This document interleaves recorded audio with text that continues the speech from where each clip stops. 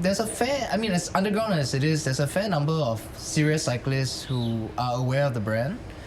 And with the help of these local shops carrying it, they also educate, the general population, what it can do, the history and everything. So I go to this guy's house, and it opens, his gates open up. I walk into his house and it's like a mini bike shop basically. There's bikes everywhere.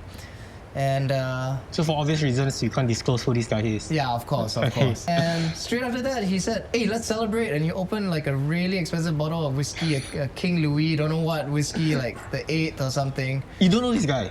I don't know this guy. Okay. And the bottle of whiskey, I remember googling it while drinking. I was like, "Damn, this is like $800 bottle of whiskey." Did it taste like $800? It tasted excellent. It tasted really good.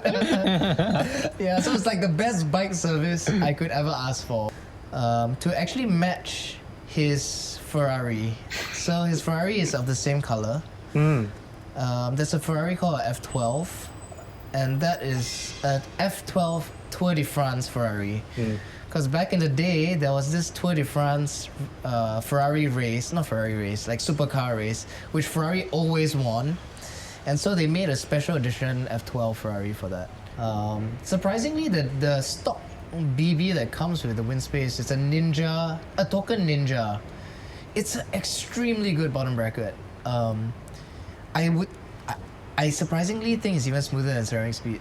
And I think if you watch the video from before, when I spun my cranks, it just keeps going and going and going. It like doesn't stop. I mean, if I spun this, it will just maybe spin like 20-30 revolutions, and it's even with the friction from the wheel, it's just like going on and on and on and on. So maybe one day, if I had the opportunity, maybe the time up the Hois. That's the Abeng way of saying it.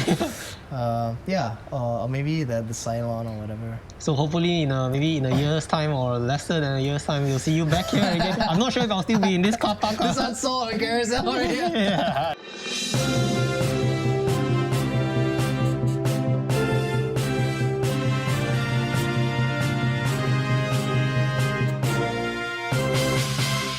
Wow. Alright, good to go. You ready? Yep. Can I mention the price? Sure. Okay. Don't care lah. I don't think my wife even watches it. Really? You might watch it on the big screen and she might say, "Hey, new bike Alright, Steve, thanks for coming, man. Thanks for having me back again. It's been a year. The very first time we spoke was over at ECP with the Wind Martel. Steve here from MKR, or Moose Knuckle Riders. So what we have here today is possibly the sexiest bike in Singapore, with the coolest paint finish. Not the fastest rider, but it just looks fast. That's the most important thing. I think was pretty popular. Yes, I think so. It was the craze back then. Yeah, everybody started messaging me and commenting on my video. Who was that painter? And his name is Azmi. I hope he got a good business out of it. I'm sure. Sure he did. But I think then soon after Seika came about, right? Then that was like the in bike. So it kind of stole the limelight from the Wind Martel. Alright. So you still have the Wind Martel? Yes, I do. Cannot sell that. It has all my personal wife and dogs and all. Very hard to sell. If you guys haven't seen that video, please check that out. So very interesting build. And now we have a different one. But before we go there, people who don't know or who have not watched that older video, as usual, if you could introduce yourself. Okay, hi, I'm Steve. Been cycling 6 years. I cycle with a few groups, but started out with TFR riders in the East. So if you are a newbie, I would strongly recommend trying to join that group because the leader, TLC, he's very patient and it's free and it's a good starting point. And now I'm also on IG under Moose Knuckle Riders. So there's a bunch of friends who cycle together. Most of them are actually ex-TFR. Yeah, so I don't know. I've been cycling for 6 years, so there's quite a number of groups, right? There's like West Coast Riders, there's TFR, there's Scoopy Riders, Encyclopedia, which is mostly the East Side groups. But recently I moved to the West a few months ago, so I've been going to more rougher rides because of McRitchie start point. So yeah, so I'm all over the place actually. So east or west? Don't know. They say east is best, but they're both good lah. They're both good. I think west has his merits. It's a bit quieter, not so hustle bustle, less food options, but there's a charm to the west. You know, like it's closer to Orchard. At least I feel that way. More cafe rides. More cafe rides. There's also a lot of greenery. I feel. Yeah. Unlike the west, there's a lot of unlike the east. The east has a lot of construction and a lot of just a lot of things going on. The west is more quiet. So yeah, it's a big change. It was quite a nice change. Yeah, and I remember the last time you were on my channel as well, you had a very funky outfit, and all of your outfits are very funky, especially when I see your Instagram. Yes. Tell us more about that. This is a watermelon the skin suit. So the whole idea behind all these suits, right, is because drivers, when they see cyclists, the first thing they want to do is they want to run you over. But if they see such a ridiculous suit, the first thing they'll say is, what the heck is this guy doing? And it's actually a safety thing. So when they see how ridiculous you look, firstly they feel sorry for you in some way, then they'll slow their car down and not speed up. So it's for my own self-preservation. Wait, but what are these? What brand are these? So this is a French brand called Uglo, and the founder he writes with copywriters, but he actually just left Singapore to Hong Kong a week ago. His brand is more well known in the ultra running scene, the trail running scene. It's very established there actually.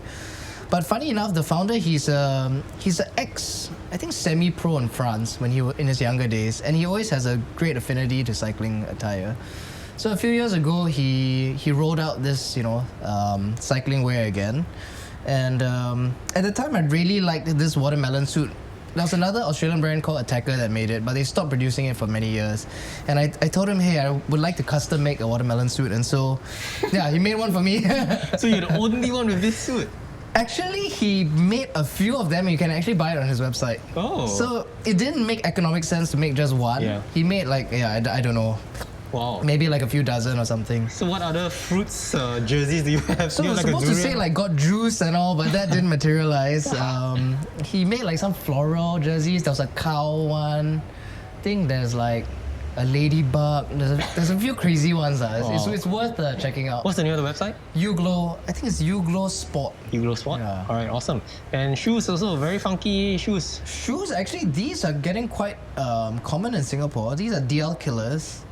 Where is it from? It's actually, I think it's Italian, but it's made by a brand called Leguino Verducci. And these guys, they specialize in pro skating stuff as well as cycling shoes, kind of like Bond. Recently, Nimble, I'm not sure you heard of the brand, No. NIMBL, which is being brought in Singapore by I think it's a New Hort, the brand. And it's kind of similar to this, I think, in the way it looks. So yeah, I see more and more Singaporeans wear this type of shoe as opposed to your usual Shimano and S-Works, right? Yeah, but this specific one is called DL Killer. Are they very stiff? They're super stiff. It looks very The stiff. sole is like... Looks like a Bond. It looks a bit- does look like a Bond, right? Do you get to microwave it and You can actually, but I think it fits perfectly fine. There's no kind of need to do that. right? But what makes these shoes stand out? How is it the color? Or what? I think it's the bling, right? It looks bling, man. You had another one with a different color? Yes, I have a silver one as well. Okay. I have a silver one. So both of them, I actually got them on sale, so like half price or so. Which, yeah, Right. you wouldn't want to pay full price for it. How much are these retailing for anyway? I think it's like $1,000. 650 or something, 650. But if you look at it comparatively to brands like S-Works, they aren't that Exactly, expensive, about the same. exactly. So I Right. think S-Works, the S-Fire from Shimano, those are Yeah. already like 500 plus. So yeah, once you're up above that $500, great. Correct. It's about the same thing. So I think it's either you just go like Shimano RC 02 or 03 or 05. Those are like $100, $200, and they are as good actually. But if you want to go the bling route, then of course you do the S-Work 7 and all that kind of stuff, the S-Fire. They're really nice, but then you have to shell out like quite a fair bit more money. You seem like a kind of guy who is taking the unconventional route, the road less taken. Look at the bikes that you have, the shoes, the outfit, the helmet. I'm going to assume, have you owned any S-Works? Actually, no. So that's the thing. My jam is the weird underground brands. So I caught the cycling bug like many Singaporeans during COVID. I mean, I've been cycling prior to that, but I just cycled one bike, right? I wasn't crazy about it. I cycled maybe once or twice a week, 3 times max. Then COVID happened, and we all had more flexibility in our schedules, and I was cycling like maybe 6 times a week for the past 2-3 years. Maybe now less so because this work is coming back. And in that time, I think I bought at least 7 or 8 bikes. During COVID? But I've been buying and selling and buying and selling. So you guys are driving the market up. Yes, I think so. But they're all funny brands that most people don't know. Or not don't know, they know, but they will never consider buying, you know what I mean? Like, most people buy a usual Specialized, Pinarello and all that stuff. So when COVID happened, the first bike I bought was Chapter 2. It was an orange bike. The Terry, right? I remember you telling me. Yeah, the Terry. So it was actually previously carried by a brand in Siglap called, not a brand, a shop called Red Station. So one day I managed to meet Bernard, who was one of the co-founders, and he had that frame for sale. So I bought that off him, and that kind of kickstarted the whole like bike buying spree, right, in that sense. I bought a Terry. So one day I sold a Terry, then I bought another Indie Fab in grey, which I've since sold as well. Then I bought a Cannondale Super 6 Black Ink, which I sold. Then I bought an Eddie Merckx, which I also sold. Then bought a Willier Super Leggera, which is on Carousel now. I bought a Primarius. I almost bought a Stelbel. Then I also have that Windspace, and I have one more bike. Oh yeah, this one. This one. But how's the market like selling all these kind of underdog brands? Is it very liquid? It's a bit hard to find people to buy. I think it's quite difficult to sell. But if there are brands that are carried in Singapore, for example, Indie Fab, which is carried by T3, right? I think just by virtue of their size in the market, and they have quite a large client base, there's a fair, as underground as it is, there's a fair number of serious cyclists who are aware of the brand, and with the help of these local shops carrying it, they also educate the general population, what it can do, the history and everything. So for Indie Fab, I think it's easier to sell. Chapter 2, I think, because there's a lot of girls now, that is like modeling for Chapter 2 and stuff, they're also picking up, so they're also getting some. So the trick is to get some girls to model for your company. Exactly. And last but not least, your helmet and shades. What are these? Helmets from Velo Velo, which everybody, the whole of Singapore knows, because it's the most established bike shop. Sweet protection. And shades are from Oakley. Nice. These are the Wind Jacket 2, which is modeled after the original Oakley. Can't remember the name. Right. But yeah, it was very hot, decades ago, where there are these large kind of frames, right? They kind of made it big. Right. Tell us the story now. We move on to the bike. Indie Fab. Tell us a story about getting this bike. You said you had another one. Why did you have two? Okay, so the story of how I even got to know about the brand is I was with a friend who's also in Moose Knuckle Riders, and he one day told me that, hey, I have a neighbor around your size. Your size 52, small. I have a neighbor selling an Indie Fab. Why don't you just come over? So I didn't really think of buying any bike, right? I wanted to just take a look and stuff. So I go to this guy's house, and it opens, his gates open up. I walk into his house, and it's like a mini bike shop, basically. There's bikes everywhere. And so for obvious reasons, you can't disclose who this guy is. Yeah, of course. And so I saw all these bikes, and I saw this Indie Fab, and I said, wow, this titanium bike looks amazing. And I pointed at it, and he just said, if you're keen on it, I'll give you a really good price. I better not say the price. If you want it, I'll take it. And it was probably like 3.5 times less than what he paid for it, or 3 times less. And yeah, and he said, if you want it, just pay me now. You can get the deal done. And straight after that, he said, hey, let's celebrate. And he opened like a really expensive bottle of whiskey, a King Louis, don't know what whiskey, like the 8th or something. You don't know this guy? I don't know this guy. Okay. And the bottle of whiskey, I remember Googling it while drinking. I was like, damn, this is like $800 bottle of whiskey. Did it taste like $800? It tasted excellent. It tasted really good. Yeah, so it's like the best bike service I could ever ask for. Right. Got it at a super discounted rate because he bought it, he only rode it a little bit and you know, kind of hung it on the wall. So yeah, I got that for a really good price, and that's how I got into Indie Fab. But doing a bit more research into the brand, actually is one of the more established US custom builders who have been around for, I think, more than 25 years. People are probably more familiar with Firefly bicycles and how they're holy grail bicycles. So actually the three founders of Firefly come from Indie Fab. They broke off from Indie Fab. The other thing was this particular model of Indie Fab, this carbon lug with titanium lugs with carbon tubes.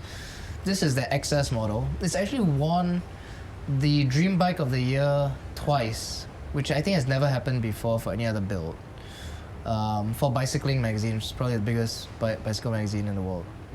So this is like kind of the holy grail kind of bike, kind of like a Firefly, or I don't know, nowadays people think Bastion or, you know, Prova, that kind of thing. But yeah, it's amazing. It really rides extremely well. How long have you owned this bike for? So this bike I've owned only for about 3 months. 3 months, pretty new. Yes, and I only have about maybe 400 km on it. Okay. But yeah, there's been quite a lot of changes. I bought it from the owner of RS Cycles. So he and I share the same size as well. So yeah, I found he was selling this. What I did was, it was supposed to be sold with tubular lightweight wheels, Mellenstein wheels. But I wasn't too convinced buying tubulars, knowing that they're a little bit more effort to maintain and all that It's stuff. expensive, right? You It's get expensive, a puncture, you gotta yeah. literally buy the whole thing again. But when this had the tubular lightweight Mellensteins, I think it weighed, everything together was like 6.3 kg. It's light. So it was extremely light.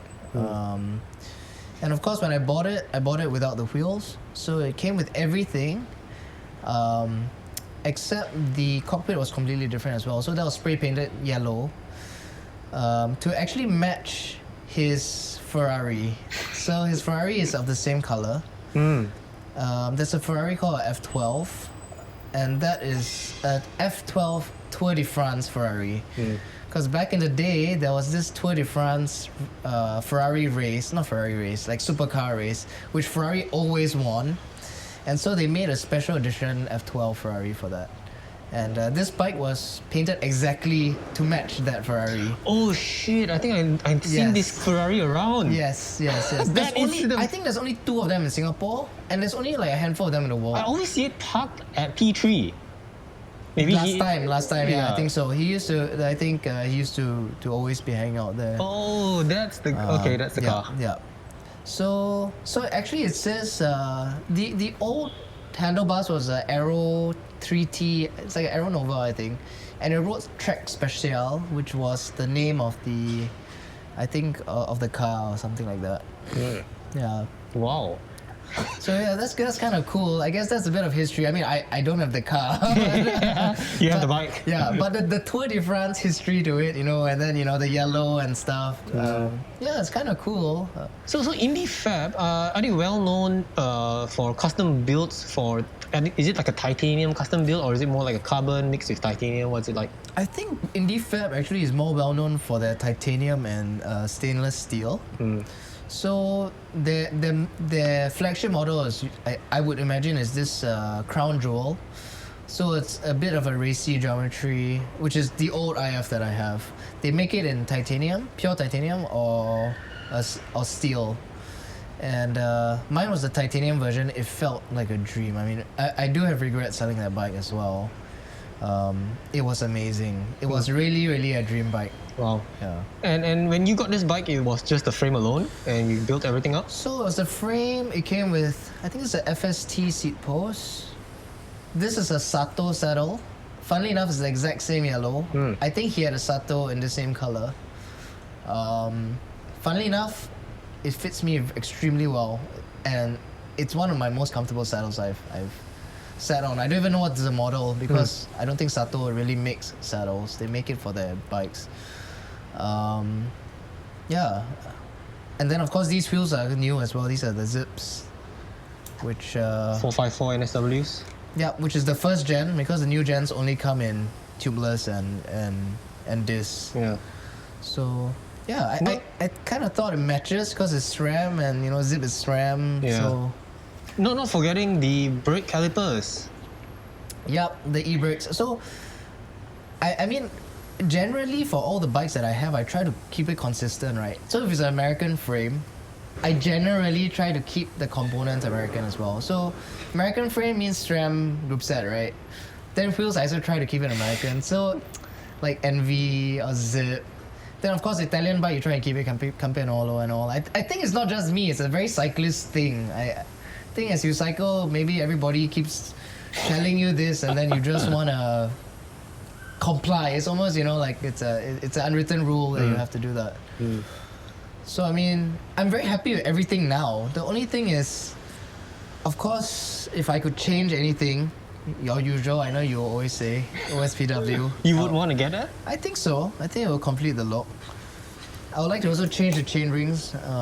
So this is standard, right? Yeah. So standard chain. I was telling you earlier that for my weak legs, it's very difficult to kind of like to get up to speed. I feel like I'm always grinding. So But surprisingly, this is just now you let me test ride it in a very short distance, but it felt like it kind of took off a bit faster than most Really? bikes. Okay, And okay. also I think it feels very light.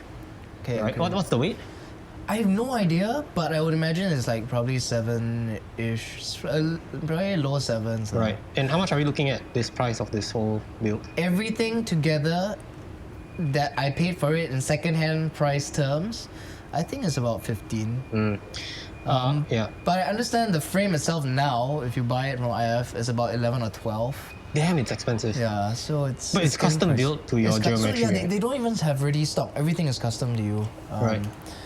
Yeah, it's getting quite pricey. I think back in the day it was probably like 8K, But there are so many custom builds out there right now. Like one of it you mentioned just now was Bastion, you have Prova, Legend, yeah. Prova, right? And they're all English. doing the more or less the same thing. What makes each, or IF, for example, stand out from the rest? So I think the IF, for the carbon lug one, the signature is these welds. So this funny looking thing, this is actually the design of their crown. The IF crown, and how they join the lug to the tube, right? Yeah. So this is their signature, the funny crown thing. I'm not sure if people like this as well. This is like a fishbone, kind of like the English. The English of course has that smaller, but it's like a fishbone. But it looks like it doesn't have much tire clearance at the back. this. How wide can you? This is a 24 but it can probably go 26. 28? Is it possible? I've not tried actually. Right. I was thinking of running a 26 once these tires go. Yeah. Which definitely can do. Yeah. I think 28 is possible, but it might be a little tight. Yeah, and the calipers are obviously looks like it's color coordinated, so yellow to the front and black at the back. Correct. It came with the bike when you Came bought with it. the bike. It came with the bike. So what customization do you do to the bike, if there's any? So I paid, I think 10 for the frame and the group set, which means the brakes and all. And then when I first rode it, it felt okay. But after 50 km or so, I felt that, the funny thing was, it came with a very short stem. So it's like 80 stem. This is a 100. Yeah, tell us about the cockpit. This is a very expensive cockpit as well, man. Yeah, it is. But yeah, I'm just trying it for the first time. It's really, really good. THM, right? Yeah. So it came with an 80mm stem and a Aero Nova. And if you are aware of the Aero Nova, it's slightly more elongated. So the reach is longer than the standard. Yeah. Okay. And that didn't work at all. It was just so uncomfortable. And you see most of these handlebars nowadays, they're what do they call that? Is it semi-compact? Or it's basically a shorter. The angle is also not so deep like the old handlebars. Whereas the Aero Nova, it's very curved. So when I'm on the drops, my forearms are already touching the handlebars, which makes it difficult to get out your saddle and like do a little sprint. So yeah, I thought it just really didn't work, and the whole point of buying an expensive bicycle is to really enjoy it, right? And I wasn't getting that enjoyment, so I bought a new stem, tried it with the Aero Novas, also didn't really work, didn't really match, and I played around with a few stem lengths of 90, 110, I think even 120, and finally I settled on this 100, and this is super comfortable now for me. And people who are advocates of bike fitting would just tell you, just go for a bike fit, bro. No, it doesn't work that way. It does not just work that way. Just go for a bike fit. You don't have to spend money changing the stems. So, I won't name names, but I recently had a friend who paid a lot of money for a bike fit, and the bike fit just made everything way worse. I think it didn't take into account his prior injuries. I think he had like some knee issues. I don't have any injuries, but basically he paid a lot of money, and it just made him so much worse off. And then he actually went back to his old position. He went to Girona after that, and actually went and saw another bike fitter who fitted, I think it was Tadej Pogacar's bike fitter from UAE Team Emirates. And the fitting was so different from the fitting he had here. So I don't know. I mean, for me, was it a reputable bike fitter that did it? Yes, it was. Okay. It was very. Okay. So I mean, I think it really depends. And for me, I do change around stuff quite frequently. So if I'm on a ride, I feel slightly uncomfortable, I just get off, I lower my seat post.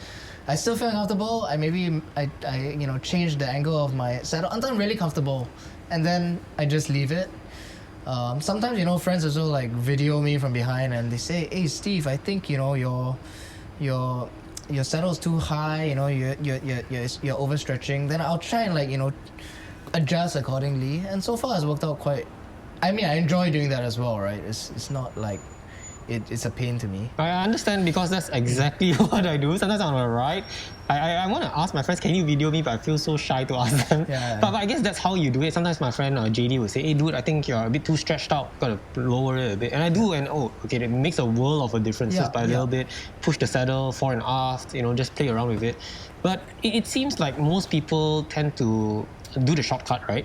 Go for a bike fit, and they just take whatever the bike fitter says, and they just force themselves into it. I mean, it might work for them, so it might. The other thing, and this is probably not true, but I tell myself it's true. The reason why I have a few bikes is, and I do ride my bikes. So if I ride this today, tomorrow I'll ride a different bike, right? Generally, and I'll keep interchanging. It's not like I keep riding one bike. I feel like they're all slightly different in some way.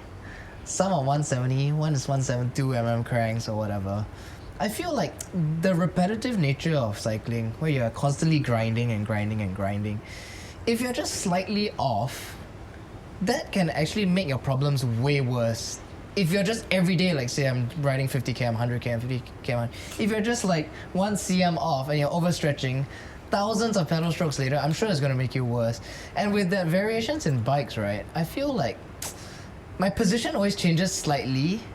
So it's like I'm not overworking any one muscle, and I'm not really a competitive cyclist, right? So they're all relatively comfortable, but slightly different in their own ways. And it's my own personal opinion that perhaps it's a better way of not getting an injury. At least I tell myself that it's just because I want to buy more bikes. Yeah. That's the answer you tell your wife. Yes, exactly.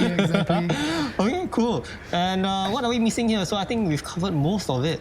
We've got ceramic speed, a bottom bracket as well, and Chris King headsets. So all these all came with the bike. I mean, I'm a bargain hunter, right? Of course, I'm buying custom bikes, not custom to me. But yeah, you know, they work. They're all around the same height as me. So you know, all these minor adjustments like the stem and stuff makes it comfortable. So yeah, I guess that kind of just came with it, right? That's quite expensive. BB. And let's talk about performance of these kind of frames. Very, like you say, Underdog kind of frames. How would you rate it in terms of performance? Wouldn't you want to try getting a very mainstream brand, Factor, Specialized, Giant, even for that matter? I feel the big brands, as much as they are such nice bikes and so aggressive, they are always, the way it's marketed is that they hold their value only for the season, right? So a bike like this, if I buy it now and I want to sell it in the future, I feel that as much as it's an underground brand, it holds its value better because it's a traditional kind of setup. If I buy a Pinarello, for example, Pinarello F12, once the F comes out, the value of the F12 pretty much just goes out the window and it's completely... I mean, even just to even say that the bike frame changes, the color changes, for example, that becomes like a 2019 model, 2018 model. It's basically worthless. I mean, performance-wise it's good, but it just looks so dated and like... I mean, look at the F10, it was just only a few years ago. Already you think it's like, on Carousel you can probably get it for a song, I mean. So... It's nice. I always have that in the back of my mind. Should I buy a Pinarello? Should I buy a S-Works? But I don't know, man. It doesn't appeal to me. It feels like... it's like if you buy the latest one, you're just trying to be like the latest guy to get the latest tech and everything. And then... You're always like playing a catching up game. Yes, correct. Right? Correct. Yeah. Like SL7, you know, next year they might just come out SL8, you're going to go to the shop, buy another one. Exactly. It's like the iPhones, right? Yeah. Whereas these are more like traditional and more classic, and they're more unique. So, you know, you're going to be the only one that has one of these. Yeah. It's not like, you know, you go. I ride with Encyclopedia, so the T3 group, and I think now at least 90% of the riders ride either S-Works or Pinarello. So you are the only one with this watermelon. Yeah, I think last time the Windspace, I used to always joke and say that it's a Venge copy. And they used to always make fun of me, and it's funny, right? Like it's so unique in its own way. You're not like like everybody else's bike. But the Windspace, the T1500, that's the one that you have. Yes. I think it's a very highly regarded bike. Even Hambini or people like him, I think they think that frame is pretty good. How do you rate that frame against this one, and which bike do you normally choose when you go on your rides? I would definitely say the Windspace is by far my fastest bike. I mean, if I'm going with a very fast group and I don't want to get dropped, then I'll definitely pick the Windspace with, you know, the 60mm deep wheels. Surprisingly, the stock BB that comes with the Windspace is a Token Ninja. It's an extremely good bottom bracket. I surprisingly think it's even smoother than Ceramic Speed. And I think if you watch the video from before, when I spun my cranks, it just keeps going and going and going. It like doesn't stop. I mean, if I spun this, it will just maybe spin like 20, 30 revolutions, and it's even with the friction from the wheel, you know, it's just like going on and on and on and on and on. And that's like $100 BB. So I mean, Windspace, as cheap as it is, like the whole package, I got a size smaller. It's a very high seat post. Aero bars, very aggressive. Aggressive is like a 40mm width, and yeah, it's just super aggressive and super fast bike. So this is a cafe bike. This is I would say probably more cafe. Yeah. Which is most of the rides I do nowadays. I don't hammer all the time. Right. And Zip 454 NSWs. You said you don't really like these wheels. Strangely, so many friends swear by these wheels. Swear by Zip. It looks nice though. And it looks so sexy. Yes. It's like they're the first guys to come up with this this wheel. I don't know. Yeah. I don't know what they even call it. Before Princeton. And it's just so cool, right? Like they reinvented the wheel almost, as if. And yeah, I've friends who are serious cyclists, and they say these are the best wheels. They swear by this. They're the fastest wheels. They look the best. But after owning it for a few months, I still prefer ENVE. Why? And I feel the ENVEs are stiffer. I feel the ENVEs are faster. Just overall, I mean, and I say it, as in not the ENVE Freehub, but the Chris King ones.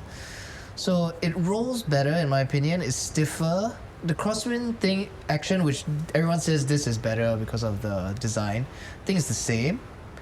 And I think the sound of the Chris King is also just a huge plus, right? Like when you freewheel, that buzz, that Chris King buzz, is such a nice sound. But it's a heavy Chris King hub. I have the Chris King I one. think this is heavier. Oh really? Because this is the first gen. This is like I think 1.8 kg, 1.8 or something like that.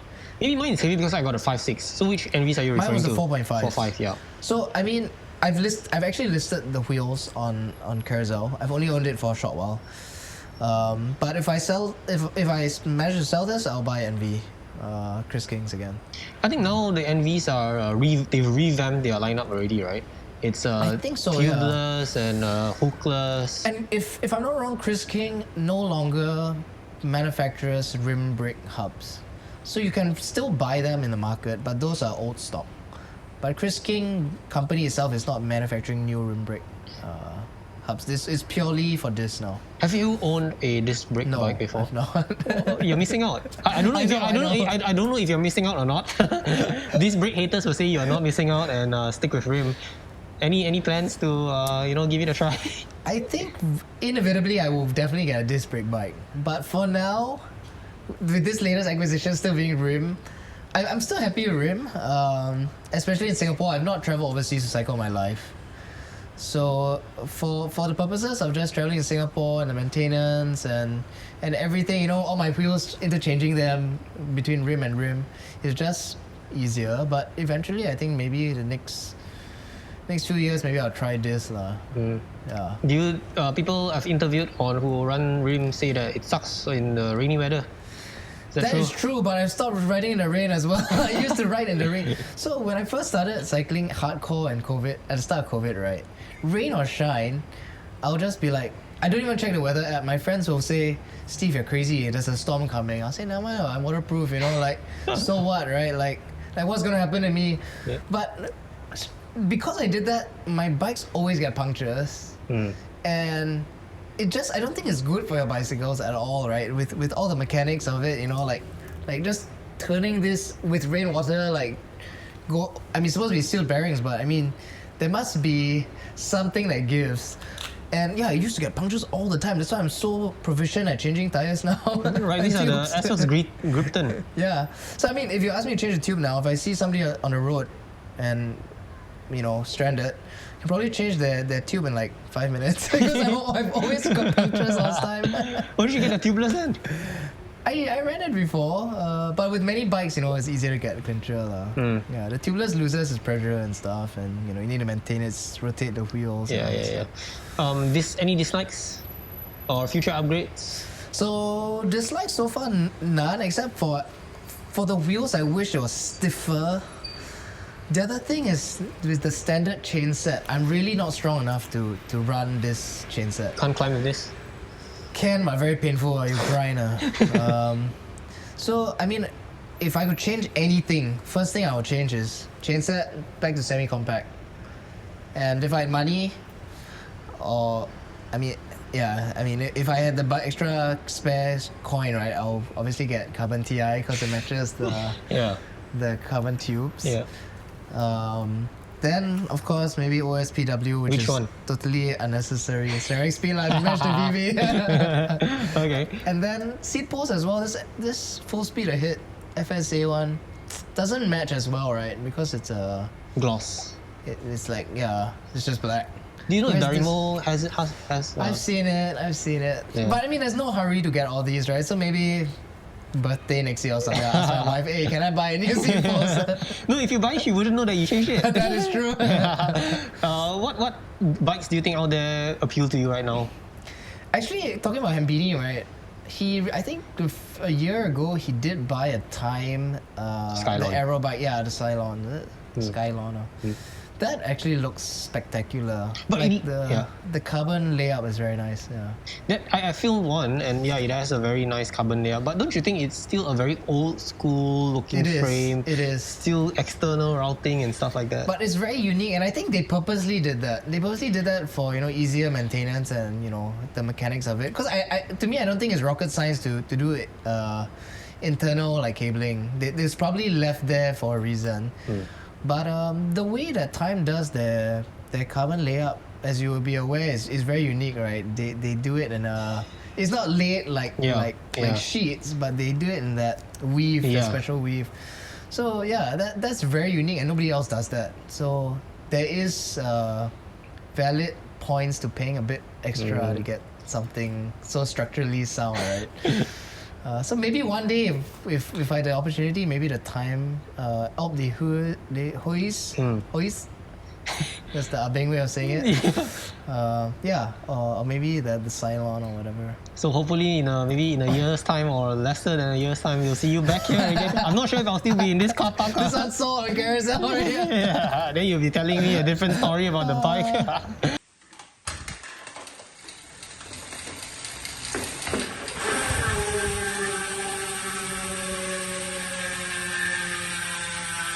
Now we move on to the Instagram Q&A. You guys want to ask questions, you can follow me on Instagram and submit your ID questions.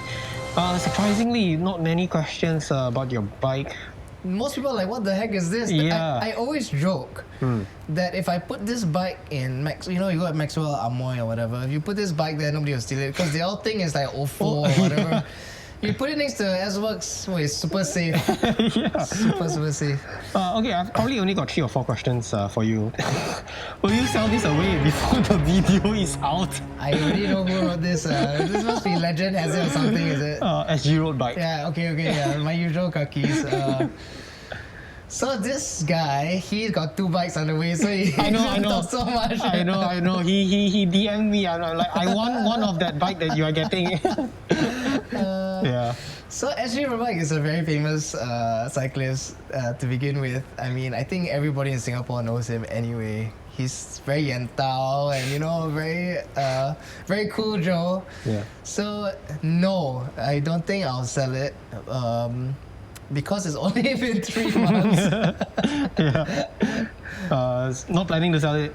I don't know when your video is going to come out, maybe in 3 months' time. So the joke is, amongst my friends, is that every time I buy a new bike, right, within 1 month, I usually list it on Carousel. It's not because I don't like it. The reason and the rationale because I list it is I know Carousel, it takes freaking long to sell.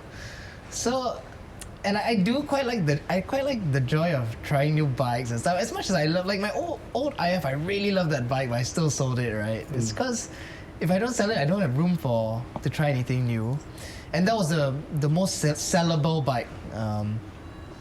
So I mean, of course, maybe in the next few months I might post this. I'm not sure. I haven't thought about it. But that's in view that I'll probably take 1+ years to sell it because I'm not trying to sell it at a bargain bin price. I'm not putting it at like $100. Please go and take. I'll put it at a reasonable price. Maybe slightly less than what I paid for it. Then I'll get offers every now and then, probably lowball offers. And then in 1 year I sell it, and then I can buy a new bike. So that's where the question is coming from. Yes. Those lugs, do you think American or Italian? He says American or Italian jugs look nicer. I mean lugs. Okay, then he rephrased. I mean lugs. Are there differences between American and Italian lugs? The thing about Italian bikes is that there's so much sex appeal to it, right? American bikes are more. Usually, you think of a more masculine, like chopper, like American choppers and stuff. So, if I had to choose, right, I think the Italian bikes still have that very nice charm to it, and running the Campanolo and stuff. Yeah. But in terms of lug work, I think both Italians and Americans are very good at marketing their stuff, right? But I would think the Americans probably have a steadier hand.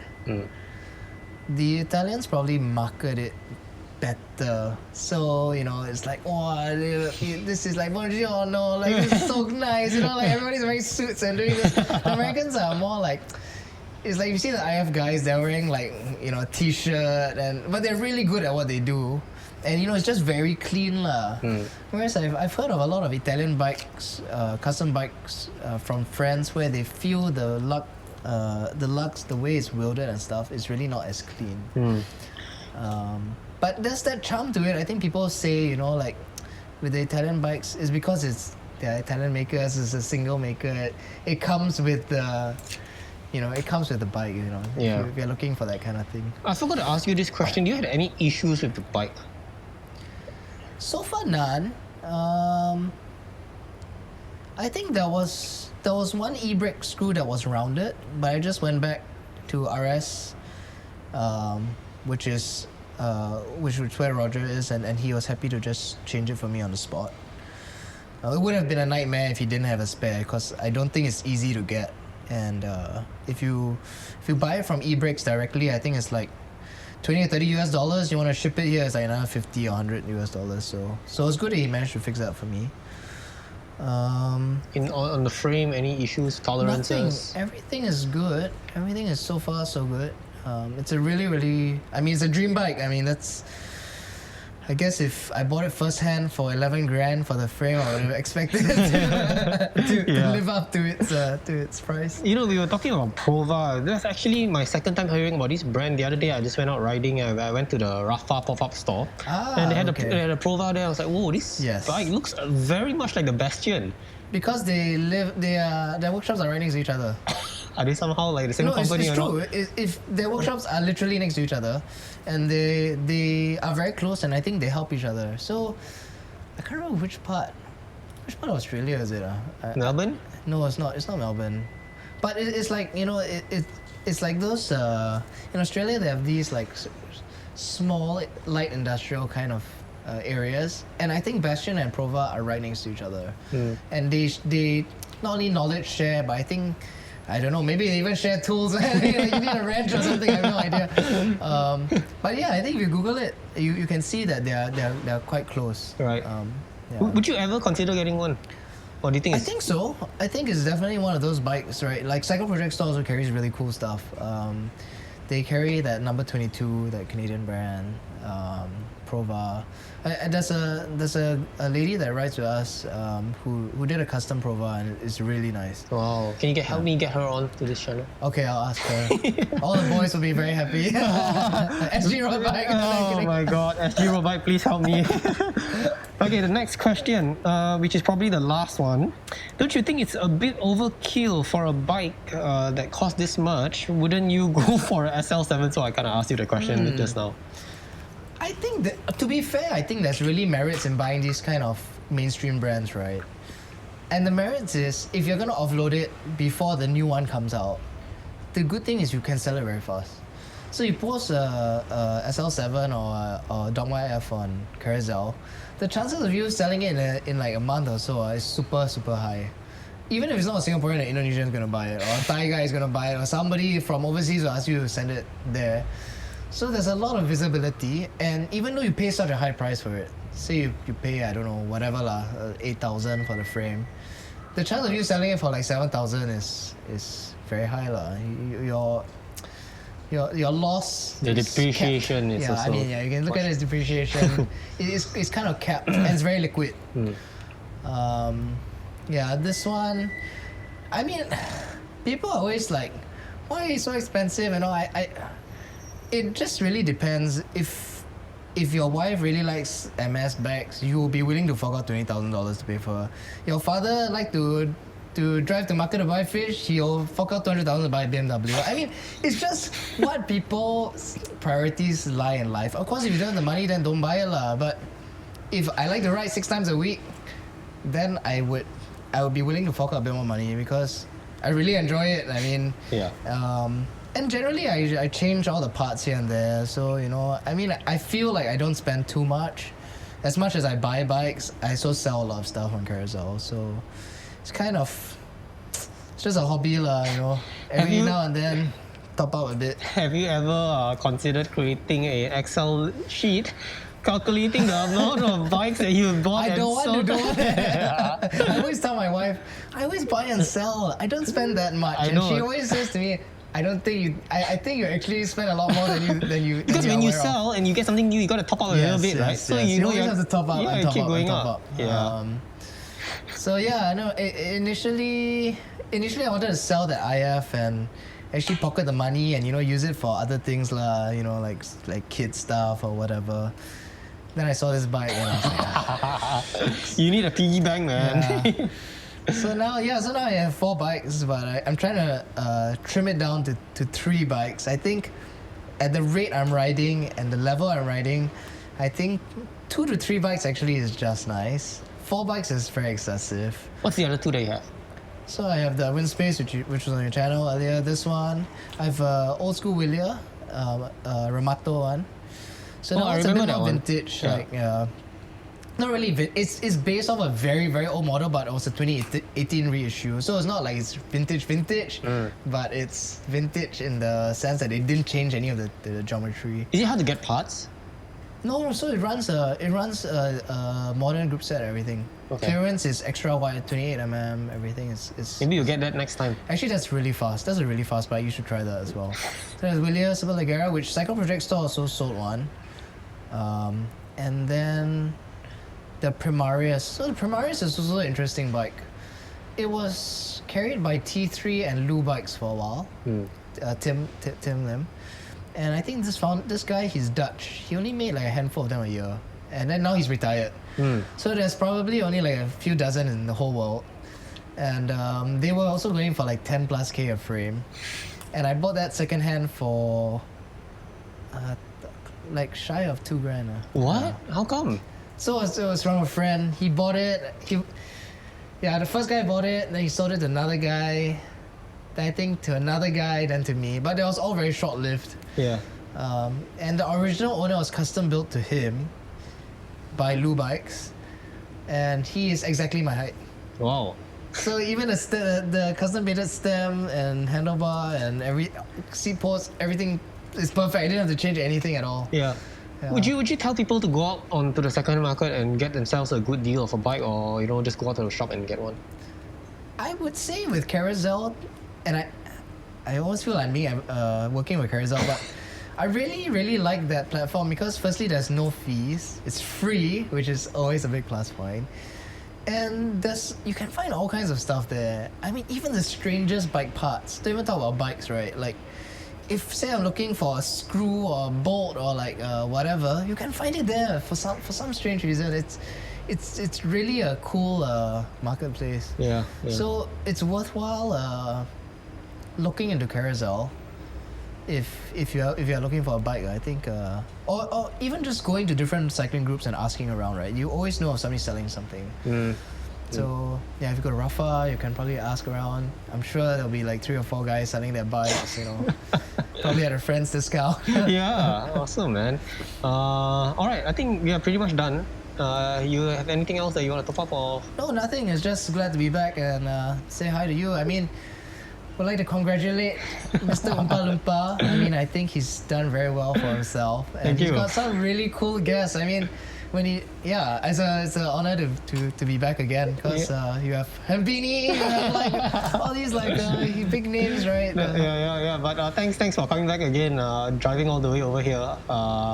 Good to see you. It's a pleasure. Hopefully we can get your other bikes over, like SG road bikes. We're hoping I'll that get you. the girls to come, then your viewership scale 1 million. Yeah, please, we need more females on the channel. All One guys. guy in a watermelon suit, straight away 20 subscribers. Every minute is unsubscribing. Nah, man. All right, hey Steve, thanks so much, man. Thanks. Driving all day, searching all night. Can't seem to focus this double sight. This is a tale sworn in a sight.